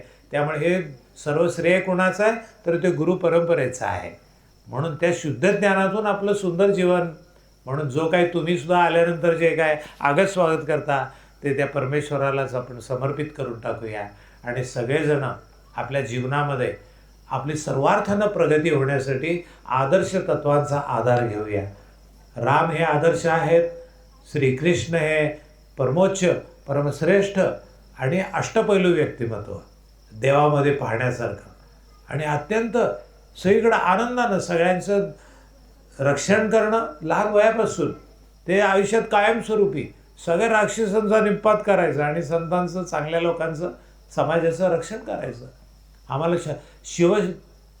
शंकर भगवान तपश्चर्या करून ज्ञान, शक्ती आणि मग सगळ्यांचं कल्याण, कुठं विषाचं असलं तरी त्यांनी ते पचवतात आणि आपल्या कंठापर्यंत ठेवतात. नीलकंठ म्हणतात त्यांना. पोटातही जाऊ देत नाही, त्यांना मेंदूतही जाऊ देत नाहीत. त्याला तपश्चर्या लागते. म्हणून आपण सुद्धा शिवशंकर भगवानच झालं पाहिजे. आपणही पहाटे उठून तपश्चर्या करायला पाहिजे आणि आपण करायला लागलो की आपलं सामर्थ्य, आपलं आचरण तेजस्वी व्हायला लागेल. अशा पद्धतीने भारतीय आपण होणं महत्त्वाचं आहे. भा म्हणजे तेज. हे तपश्चर्येनं, साधनेनं सगळ्यांचा आदर करून कर्मयोग घडला पाहिजे. ईश्वरार्पण बुद्धीने कर्म व्हायला पाहिजे. मी सच्चिद आनंद स्वरूप आहे या जाणीवेमध्ये राहून ज्ञान योगी व्हायला पाहिजे. त्याचबरोबर ध्यानाच्या माध्यमातून मन शांत ठेवायला पाहिजे आणि मी अहंकार निघून जायला पाहिजे. ते ध्यानानं अहंकार निघून जातो. मी कोणच नाही या अवस्थेला आपण प्राप्त होतो आणि सगळीकडेच आनंदी आनंद आहे. आनंदाचे डोही, आनंद तरंग ही जाणीव आपल्याला व्हायला लागते आणि भक्ती आणि प्रेमानं एकमेकाला आत्मसात आपलंसं करायला पाहिजे. इतका प्रेम वाव ओसंडून व्हायला पाहिजे प्रत्येकाबद्दल. प्रत्येकाचं सानिध्य म्हणजे भगवंताचं सानिध्य आहे असं मला वाटणं हे श्रेष्ठ जीवनाचं अंतःकरण शुद्धतेचं लक्षण आहे असं मला वाटतं आहे. आता शिये, शिरोली, पाडळी, आर के नगर असं कोल्हापूरच्या बाजूच्या परिसरातल्या लोकांनी आता हे ज्ञान आत्मसात करतायत. सांगली जिल्हा, कोल्हापुरामधलं इचलकरंजी, नरसोबाची वाडी अशा सगळ्या ठिकाणी अनेक हजारो साधक आहेत आता. पण ते आपापल्या परीने हे ज्ञान आत्मसात करून मला भेटतात तेव्हा खूप आनंदाने आमची चर्चा असते. चेहरा त्यांचा हसत बघायला मला आवडतं. सांगली जिल्ह्यात सुद्धा सगळे तालुके झाले एक विटा सोडला तर. बाकी कुठलाही तालुका सोडलेला नाही. सगळीकडं अनेक खेडेगावं पण झाली. इचलकरंजीच्या भागामध्ये सुद्धा जवळजवळ 70-80 शिबिरं झाली. तोही उद्योजकांचा जिल्हा आहे, गाव आहे. तिथलंही टेक्स्चर प्रत्येकाचं वेगळं आहे. म्हणजे शियाचं टेक्स्चर वेगळं, शिरोलीचं वेगळं, पाडळीचं वेगळं, आर के नगरचं वेगळं, सांगलीतलं वेगळं, म्हणजे इचलकरंजीचं वेगळं. म्हणजे हे सगळं विविधता आहे आणि विविधता फार सुंदर आहे आणि ती बघण्यासाठी आम्ही जगभर फिरलं पाहिजे. जगामध्ये एका ठिकाणी बसायचं नाही, जगभर फिरायचं, ज्ञान घ्यायचं. प्रत्येकाचे संस्कार काय नवीन नवीन आहेत, विचार कोणते आहेत ते पण आत्मसात करायचे. आता भारत देश इतका सुंदर आहे. तुम्ही इथं 50-100 किलोमीटरवर गेला तरी संस्कार वेगळे वेगळे बघायला मिळतात. महाराष्ट्रातलं संस्कार पद्धती, खानपान, आचरण वेगळं, गुजरातमध्ये गेले की वेगळं, राजस्थानला गेले की वेगळं, पंजाबचं वेगळं, ओरिसा किंवा आसाम किंवा उत्तर प्रदेश, उत्तराखंड तिकडे गेलं तर वेगळं, खाली कर्नाटक, केरळ, मद्रास, ओरिसा इकडचं वेगळं. म्हणजे खूप सुंदर देश आहे आपला. आपण सगळ्यांनी काय केल्याने देशाटनं पंडित मैत्री सभेत संचार मनुजा चातुर्य येत असे फार. पण हिंडलं पाहिजे, फिरलं पाहिजे, नवीन नवीन लोक भेटले पाहिजे, कोणाकडं काय चांगलं आहे ते आत्मसात करायला पाहिजे. एका ठिकाणी स्नॅग्नंट म्हणजे एखाद्या डबक्यासारखं राहायचं नाही, वाहती नदी पाहिजे. आणि विराट रूप धारण करून ते आपल्या ज्ञानामधून परिपूर्णतेपर्यंत पोचवायला पाहिजे. तसं सामर्थ्य स्वस्त बसायला जीवन दिलेलं नाही. हालचाल करा, हिंडा, फिरा, भरपूर ज्ञान घ्या, भरपूर अनुभव घ्या. सुंदर जीवन आहे हे मी स्वतः अनुभवलेलं आहे. आईवडिलांच्या आणि सद्गुरूच्या आणि सगळ्यांच्या आशीर्वादानं. तुमचेही सगळ्यांचे आशीर्वाद मला आहेत असंच मी मानतो. आणि आपण सगळ्यांनीच एकमेकाची सेवा करूया आणि समृद्ध जीवन काय आहे ते सगळ्या जगामध्ये हिंडूया, फिरूया आणि सगळ्या आनंदाने विहार करूया. तशी सद्बुद्धी आपल्याला सगळ्यांना लाभो अशी मी सद्गुरूचरणी प्रार्थना करतो. आजच्या शिरोलीचे सत्संग मला खूप छान अविस्मरणीय. त्यात म्हणजे तुमच्या चेहऱ्यावरचा भाव जो आहे ना, प्रेमाचा, आपुलकीचा, तो अपरंपार अमृतच तुमच्या त्या शब्दातून, बोलण्यातून, वागण्यातून पाहायला मिळत आहे. असंच सामर्थ्य आपल्या सर्वांचं वाढत राहू दे. आपण ज्ञानी बनूया, शक्तिशाली बनूया आणि सतत कार्यरत राहूया. हां, तेच खरं म्हणजे जीवनाचं सार आहे असं मला वाटतंय. आपण अनेक जण एकत्र पुन्हा पुन्हा येत जाऊया.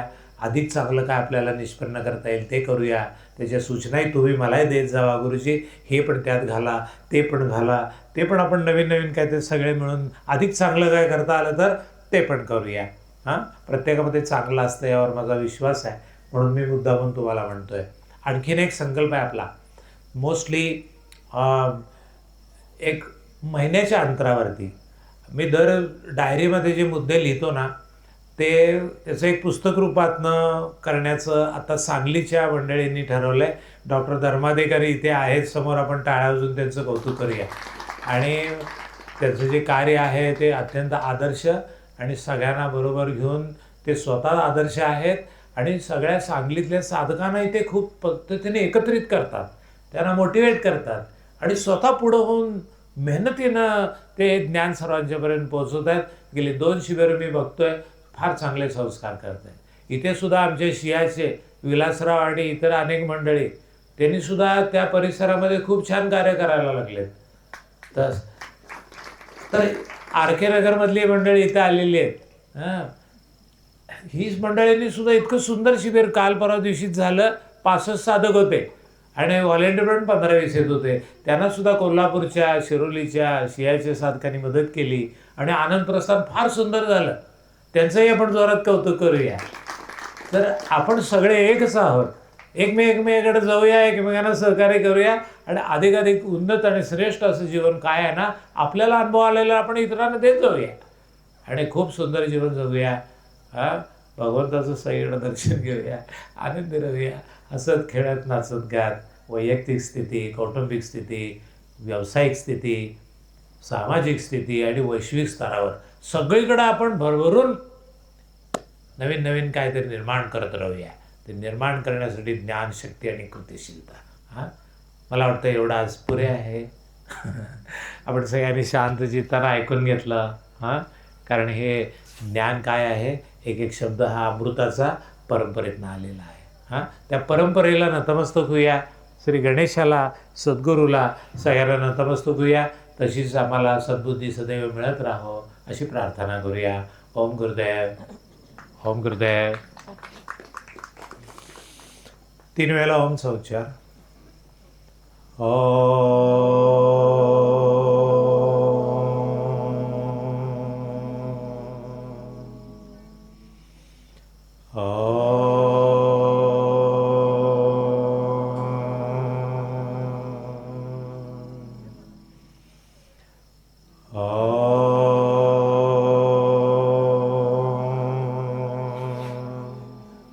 असतो मा सद्गमय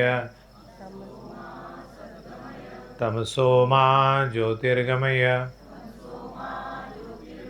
मृत्योर्मा अमृतं गमय. ओम शांति शांति शांति.